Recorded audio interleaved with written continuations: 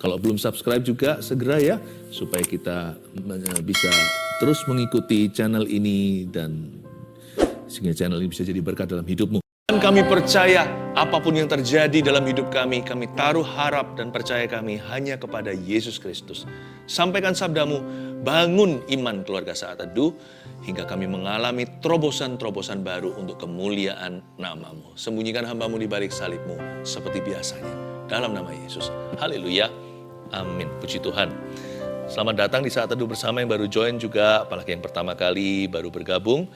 Dan Anda juga bisa subscribe tentunya, tekan tombol notifikasi supaya lain kali nggak pernah telat, nggak pernah terlambat, nggak pernah kelewatan ya. Supaya kita bertumbuh sama-sama dalam kurikulum Allah Roh Kudus untuk keluarga tercinta Jemaat Saat Teduh bersama. Saya ajak kita untuk baca firman Tuhan di Markus 5, saya kasih judul Yesus Redakan Angin Ributku. Khususnya ini perlu untuk didengarkan oleh orang-orang yang hatinya sedang gelisah, hidupnya penuh masalah. Apalagi yang overthinking hari-hari ini. Wah, panic attack banyak sekali. Saya percaya firman ini akan meredakan sesuatu di dalam jiwa kita.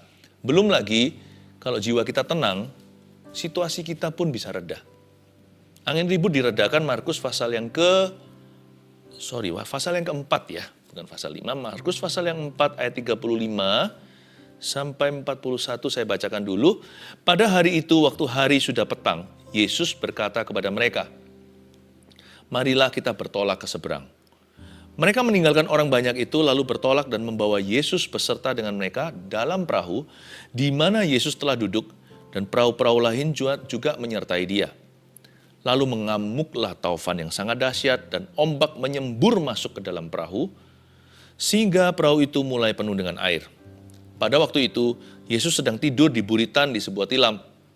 Maka murid-muridnya membangunkan dia dan berkata kepadanya, "Guru, engkau tidak peduli kalau kita binasa." Ia pun bangun, menghardik angin itu dan berkata kepada danau itu, "Diam, tenanglah." Lalu angin itu reda dan danau itu menjadi teduh sekali. Lalu ia berkata kepada mereka, "Mengapa kamu begitu takut? Mengapa kamu nggak percaya?" Mereka menjadi sangat takut dan berkata seorang kepada yang lainnya, "Apa gerangan orang ini?" Sehingga angin dan danau pun taat kepadanya. Hari itu mereka sedang berada di Galilea. Ayat 35 baca sekali lagi ya. Pada hari itu, waktu hari sudah mulai petang, Yesus berkata kepada mereka, "Mari kita bertolak ke seberang." Ide siapa? Idenya para murid atau idenya Yesus untuk mereka mendayung perahu bertolak ke seberang. Bahkan diikuti oleh perahu-perahu yang lain loh. Ini nggak hanya satu perahu, perahu yang lain juga dipertaruhkan. Masa sih Tuhan itu nggak bertanggung jawab? Kan ini idenya Tuhan. It was His command. Itu perintahnya. Mari, itu kan undangan. Marilah kita bertolak ke seberang. Ada instruksi yang jelas. Ayo kita ke sebelah sana. Kalau Tuhan yang perintahkan, hendaknya hatimu tenang. Saya punya satu prinsip sederhana. Kalau Yesus yang suruh aku tidak akan takut. Tapi apakah kita selalu yakin sesuatu itu Yesus suruh? Kalau kita nggak tahu apakah Tuhan suruh kita melakukan ini atau bukan, yang penting kita hidup dalam firman. Orang yang hidup dalam firman itu hidup dalam poros kehendak Allah. Berarti kalau orang itu hidup dalam poros kehendak Allah, orang itu dijaga. Apapun yang terjadi dalam hidupnya, sepengizinan Allah. Kalau kita itu hidup dalam firman, Tuhan yang bertanggung jawab penuh atas kita. Meskipun kita nggak bisa sempurna mentaati firman, ada kalanya kita gagal. Sewaktu-waktu kita jatuh. Asal kita sadar diri, lalu cepat kembali, hidup kita itu loh, disambung terus sama Yesus. Andai kata kita itu seperti alat pembaca detak jantung, kita itu ada naik turunnya. Nanti kalau ada jurang yang curam bahkan, itu ada salib yang menjembatani. Jadi itu ditambal sama Tuhan. Itulah jahitan sorga. Cepat kembali kalau mundur.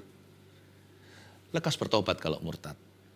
Sebab hidup ini paling enak kalau di tangan Tuhan. Dan kalau Tuhan yang suruh kita itu ya kita nggak usah takut apa saja loh. Apalagi kalau kita tahu hati kita benar. Asal aku dibenarkan di depan Tuhan, saya nggak takut apa kata dunia atau apa yang terjadi pada saya. Demikian pula saya tidak perlu khawatir hari esok, karena saya tahu siapa yang bertanggung jawab atas hidupku, dan dia yang bertanggung jawab atas hidupku itu, dia sudah ada di situ. Nah, murid-murid sebenarnya nanti di ayat-ayat berikutnya dia ketakutan itu harusnya dia bisa mikir, tapi karena dia sudah terlanjur di dalam badai taufan, orang kalau sudah panik itu nggak bisa mikir. Makanya lebih baik kita sekarang lagi tenang dalam hadirat Allah, kita tetapkan dulu hati kita. Apapun terjadi di depan, let's get ready. Mari kita siapkan diri. Kalau kita tahu bahwa hari ini kita berjalan dalam relnya Tuhan, jangan khawatir. Nggak usah overthinking. Kenapa? Aku asal ada dalam firman, firman dalam aku dalam Yesus, Yesus dalam saya. Tenang. Tenang. Nggak usah kita kalkulasi besok gimana ya terjadinya. Apakah aku masih bisa begini? Apakah aku bisa jadi begitu? Nggak usah dipikirkan bahkan. Merencanakan boleh. Setelah rencanakan, letakkan di kaki Tuhan. Nggak usah dipikirkan. Tinggal mempersiapkan diri sebaik-baiknya. Sisanya itu urusan Tuhan. Disitulah belajar berserah. Berserah itu ada fondasinya. Berserah itu bukan tidak berbuat apa-apa. Berserah itu setelah berencana, hatinya nggak panik. Setelah berencana nggak khawatir. What if, gimana ya, jika, bila mana, bagaimana jikalau. Itu nggak ada dalam kamus orang percaya. Serahkan ke Tuhan. Let you be you, let God be God. Biar Anda jadi Anda, biar kita jadi kita, biar Tuhan jadi Tuhan. Allah atas hidup kita. Ini kan Tuhan yang suruh. It was His command. And He promised. Dengan perintah atau instruksi ini, berarti Tuhan berjanji bahwa mereka pasti akan bertolak hingga ke seberang. Mari kita bertolak ke seberang, itu firman Tuhan. Marilah kita ke sana. Berarti Tuhan sudah menggaransi dan menjamin mereka akan sukses, berhasil, dan mereka pasti akan mencapai seberang sana dengan aman. Iya kan? Nggak pernah ada kata-kata gini, marilah kita bertolak ke seberang, mungkin kita bisa sampai. Nggak ada mungkin tuh dalam instruksi Tuhan. Atau marilah kita bertolak untuk tenggelam di tengah danau. Nggak ada. Marilah kita bertolak, destinasinya ditegaskan. Ke seberang. We have arrived. Kita sudah sampai ke tujuan kalau Tuhan firmankan. Sekalipun kita belum di situ, kalau Tuhan sudah firmankan, itu sudah final. Hidupku di tangan Tuhan. Firman Tuhan itu jaminan. Mari kita bertolak ke seberang. Sekalipun badan kita masih di sisi sini. Kalau Tuhan perintahkan kita ke sana, dengan iman kita sudah sampai di situ.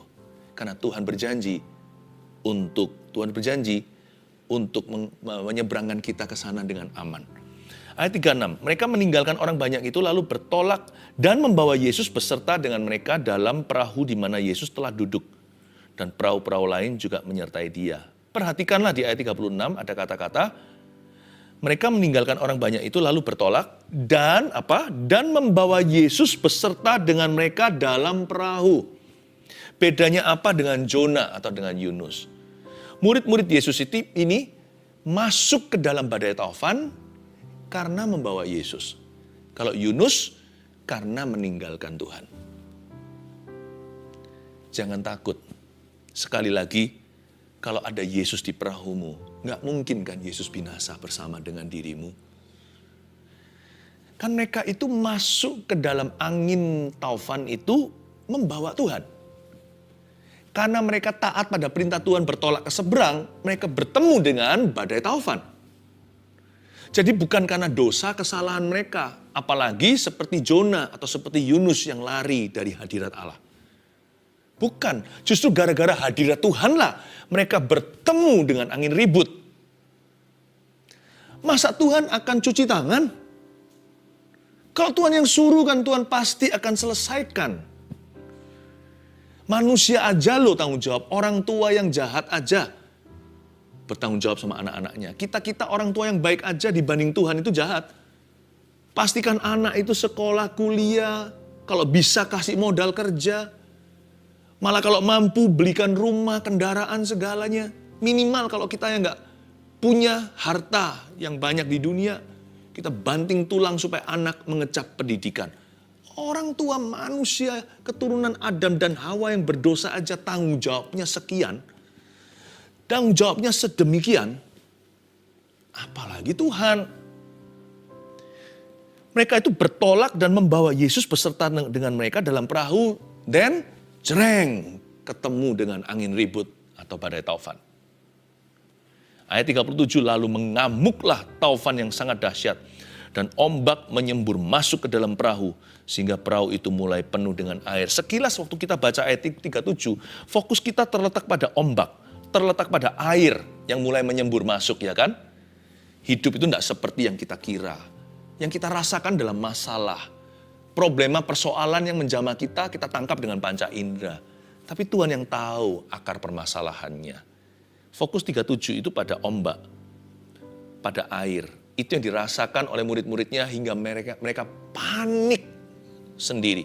Hingga mereka merasa mereka akan binasa. Jangan rasakan masalahmu. Datang ke Yesus. Karena Yesus yang paling tahu. Ayat 38, pada waktu itu Yesus sedang tidur di buritan sebuah tilam. Ini menunjukkan kemanusiawian Tuhan. Yesus itu 100% Allah, tapi dia juga 100% manusia. Kalau Anda baca ayat-ayat sebelumnya, Yesus mengajar, menyembuhkan orang sakit, mengadakan pelayanan kelepasan atas mereka yang dibelenggu setan. Wow, orang-orang ini tidak pernah mengizinkan Yesus istirahat, tidak pernah mengizinkan Tuhan istirahat sedetik pun. Mereka tidak membiarkan dia sendirian, bahkan tidak ada waktu untuk makan. Jadi Yesus sedang tidur itu juga karena lelah secara tubuh. Tapi Yesus tidur juga karena resting in faith. Karena Yesus tidur kenapa? Karena dia percaya kepada Bapa. Dia percaya.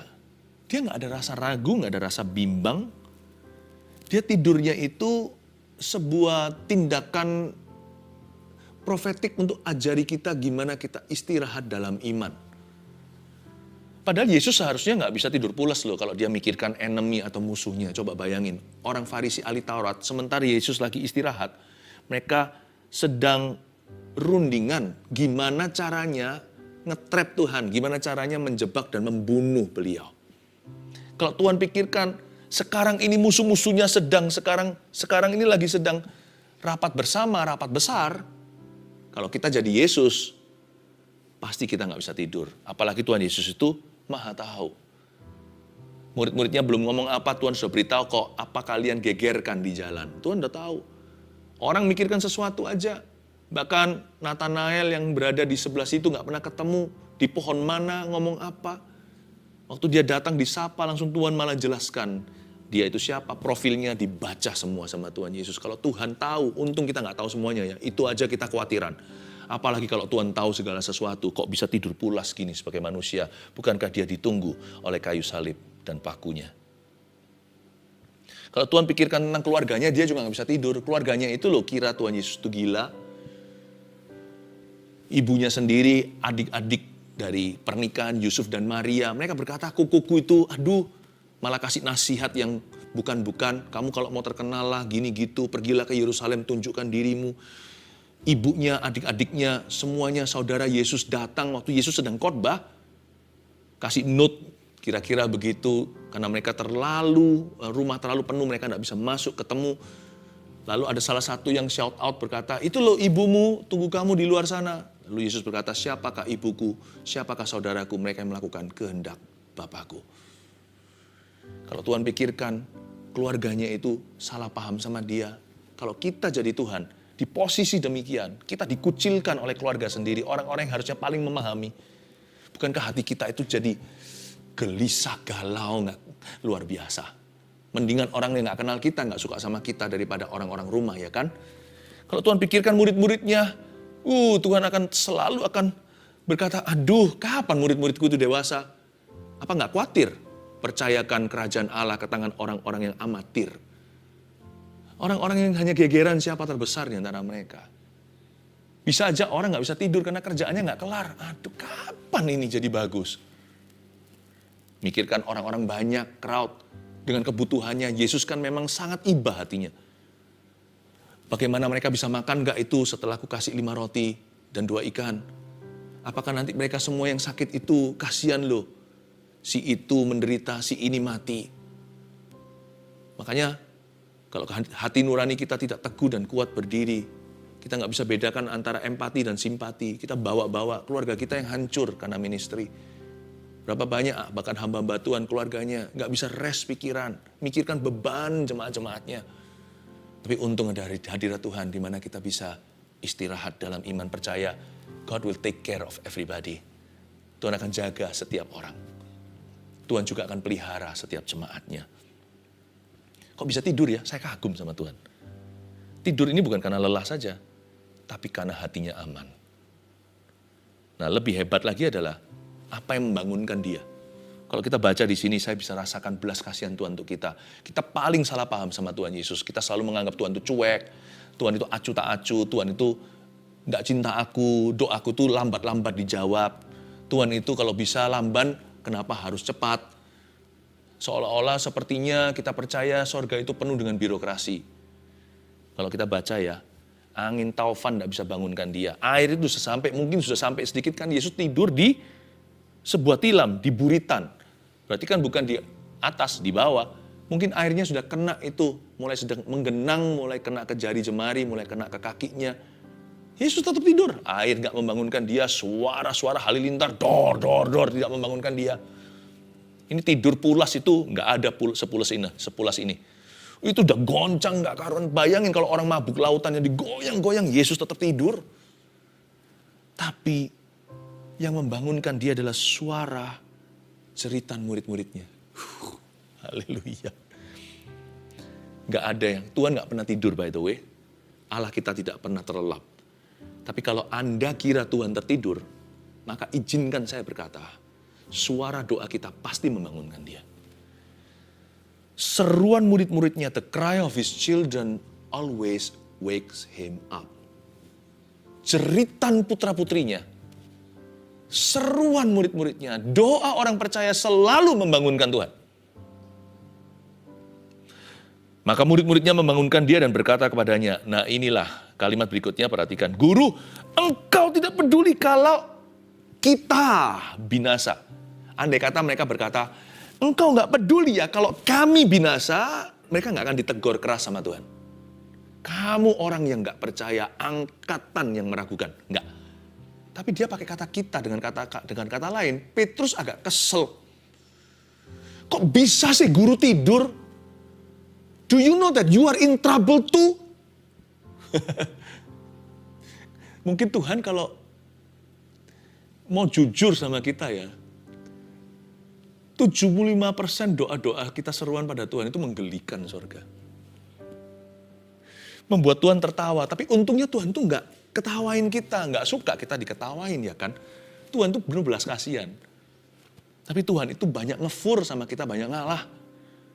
Engkau nggak peduli ya kalau kita, termasuk you and me, kita akan binasa. Mana bisa Yesus binasa? Come on lah. Engkau tidak peduli kalau kita binasa. Kesalahan, salah ini ngomong begini. Minimal kalau nggak percaya itu jangan bawa-bawa Tuhan. Guru, engkau tidak peduli kalau kami binasa. Nah itu baru masuk akal. Ya manusiawi. Tuhan kok diajak ragu? Tuhan kok diajak debat? Ia pun bangun langsung gak menghardik Petrus. Gak menghardik murid-muridnya. Ia pun bangun menghardik angin itu. You are not his enemy. Anda bukanlah musuhnya. Dia menghardik angin itu. Tapi lucu. Kok angin yang dihardik? Oh masalah yang mereka rasakan. Masalah yang kena ke skin atau ke kulit mereka adalah air dan ombak. Kok angin yang dihardik itu gimana?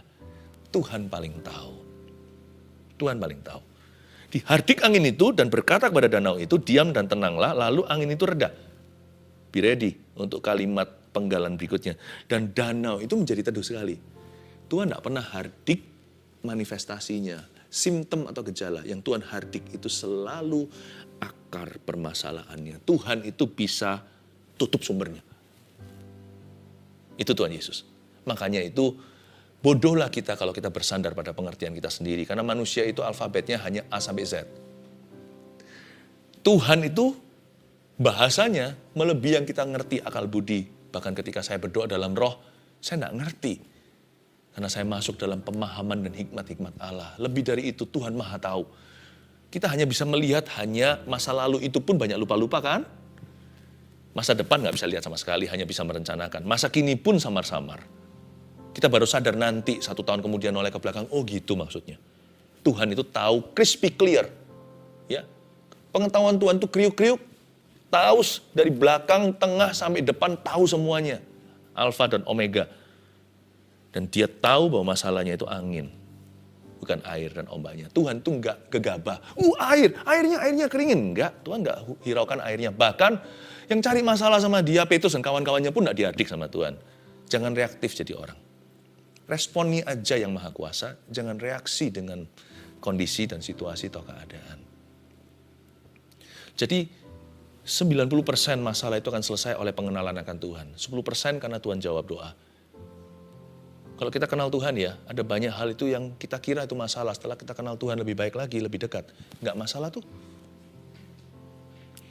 Lalu ia berkata kepada mereka ayat 40, mengapa kamu begitu takut? Mengapa kamu enggak percaya? Ini kata enggak percaya itu Tuhan tegur ya kan?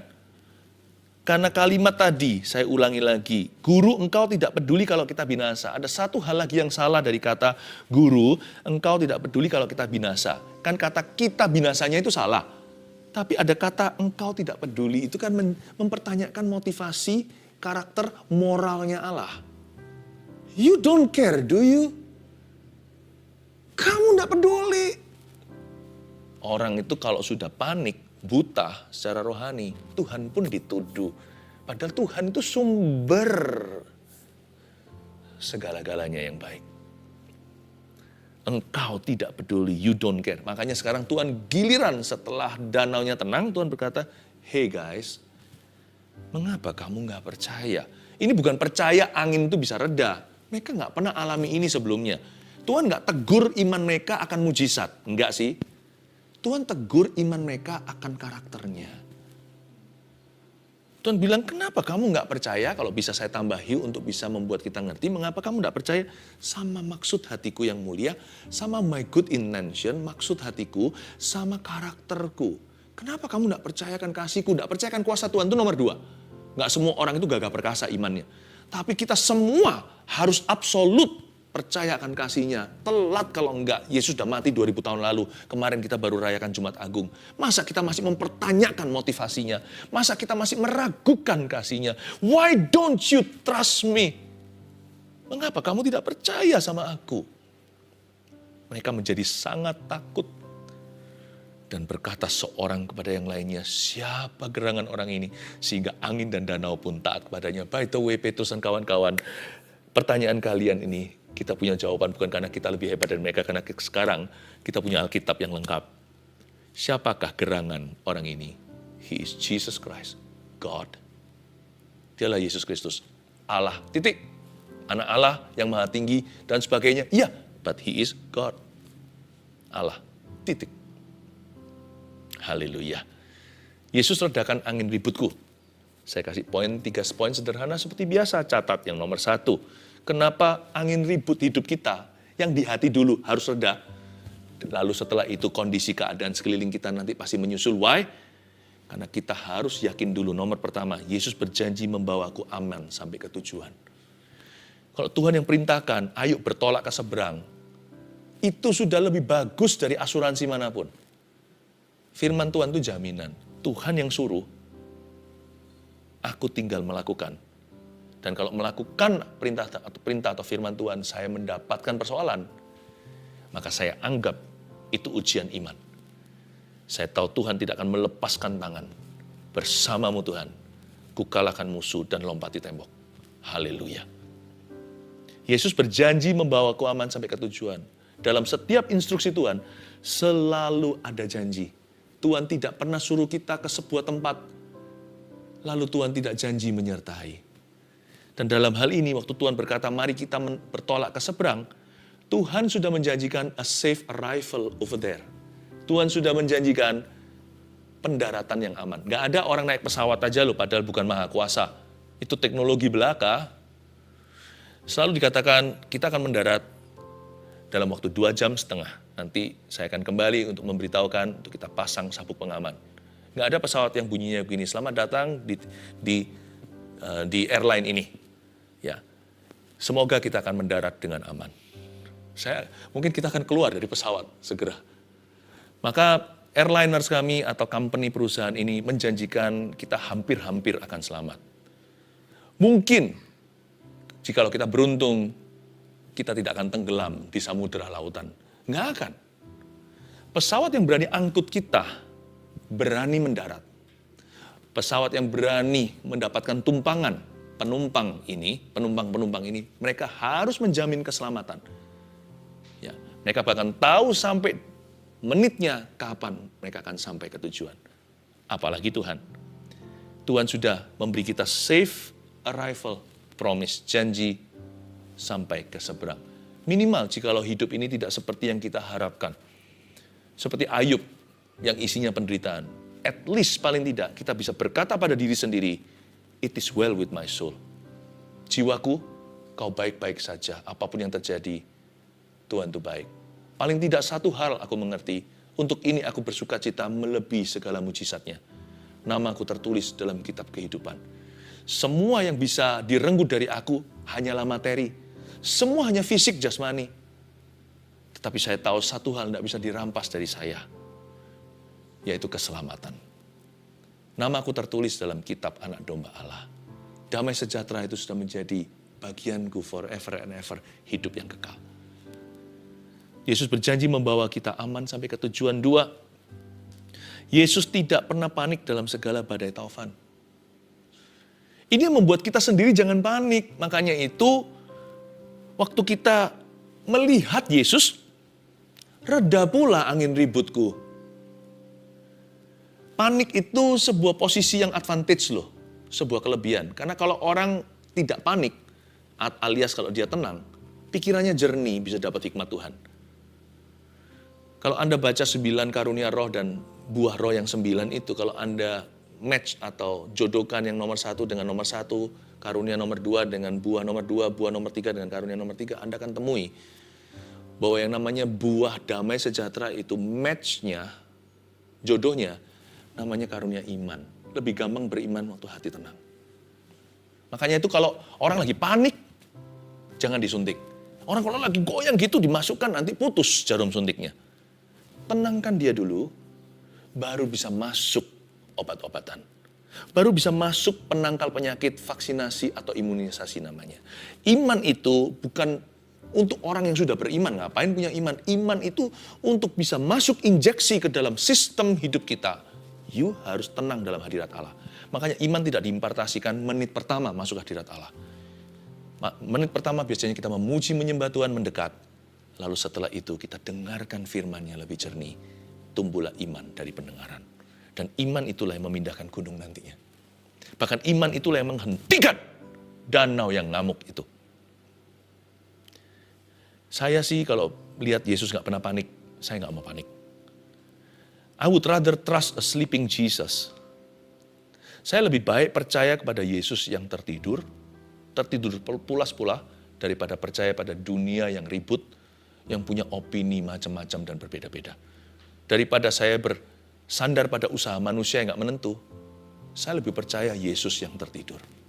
Karena lebih aman di dekat Yesus yang pulas, daripada manusia yang menjanji-janjikan bisa menolong kita. Yang ketiga, ini yang luar biasa. Yesus sanggup menyelesaikan sumber permasalahan. Makanya akan reda. Angin itu kan reda bukan karena reda-redaan. Tuhan gak pernah memberi kita harapan palsu. Angin itu reda karena sumbernya akan Tuhan tanggulangi. Angin ribut itu maksudnya danau yang ngamuk itu reda karena angin ribut itu diredakan. Bukan karena danaunya, bukan karena ombaknya, bukan karena airnya, tapi angin ributnya itu disuruh Tuhan diam. Yesus itu sanggup menyelesaikan sumber permasalahan. With Jesus, ketika kita ketemu Tuhan Yesus, ketika kita cari hikmat dari Tuhan, selalu ada solusi. Solusi Tuhan itu selalu lebih permanen. Tapi kita memang harus percaya pada Tuhan dulu dan tidak bersandar pada pengertian sendiri. Karena seringkali solusi yang Tuhan tawarkan itu nggak seperti pikiran. Nggak sesuai dengan pikiran kita. Loh, aku ini masalahnya ini kok disuruh begitu? Percaya aja sama Tuhan Yesus. Percaya aja, dunia ini kira masalah dunia ini adalah politik, sosial, perang. Bukan. Masalah dunia ini dosa. Bayangkan kalau orang tidak berdosa, hatinya kan tahu sendiri, tidak saling membunuh, tidak saling mencuri, saling curiga. Jadi Tuhan, makanya itu Injil diberitakan merupakan kebodohan bagi banyak orang. Tapi sebenarnya kalau Injil diterima, dunia ini damai sejahtera loh. Demikian pula dalam hidup kita. Kita kira masalah kita itu. Karena yang kita rasakan ya itu. Yang kita rasakan kan ombak dan airnya. Padahal Tuhan melihat bahwa masalah itu dikarenakan anginnya. Karena itu kalau kita itu mau ikut Yesus, nggak bisa bersandar pada pengertian manusia. Pasti kecewa. Banyak orang itu kecewa di depan. Padahal kalau dia jalan, dia akan ketemu sama jawaban. Makanya perlu untuk trust him dalam bahasa Inggrisnya. Bukan just believe in him, bukan hanya percaya secara logika. Trust itu segenap hati, belajar percaya. I trust you Lord. This is the bright solution from you. Karena solusi yang dari Tuhan muncul awal-awal itu bisa jadi di luar dugaan. Tapi kalau Anda ikuti, itulah jalan keluarnya. Amin. 1, 2, 3, Yesus redakan angin ributku, karena Yesus berjanji membawaku aman sampai ke tujuan. 2, Yesus tidak pernah panik dalam segala badai taufan. 3, Yesus sanggup menyelesaikan sumber permasalahan. Biarkan Tuhan menolongmu hari ini. Nyanyikan lagu ini. Sama-sama, hai angin ribut, redalah. Yesus mengasihi setiap hati. Terimalah damai sejahtera dari Bapa, kasih tak berkesudahan dari Yesus Kristus, pengurapan yang mengalir terus dari Allah Roh Kudus di dalam nama Yesus. Haleluya. Amin. And there I find you in the mystery.